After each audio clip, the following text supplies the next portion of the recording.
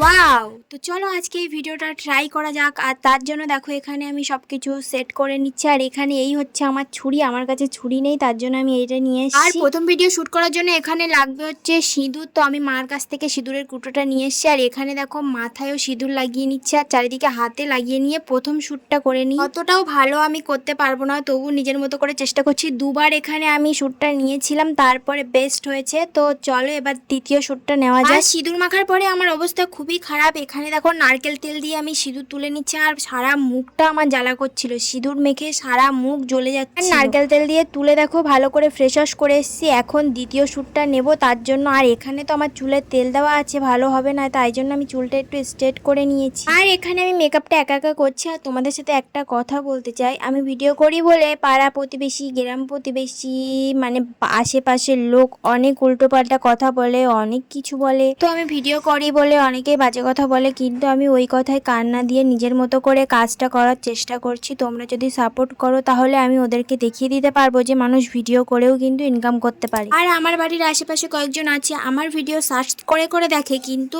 আমাকে ফলো করে না বা আমাকে সাপোর্ট করে না। তারা পুকুর ঘাটে, আশেপাশে কল ঘাটে, যেখানে সেখানে কমেন্ট করে বেড়ায়। ভিডিওতে তো কমেন্ট করার কোনো যোগ্যতা নেই। যাই হোক, এদিকে দেখো আমার দ্বিতীয় শ্যুটটা নেওয়া হয়ে গেছে আর খুব তাড়াতাড়ি এই ভিডিওটা আসছে ইউটিউবে। তো দেখতে থাকো, টাটা।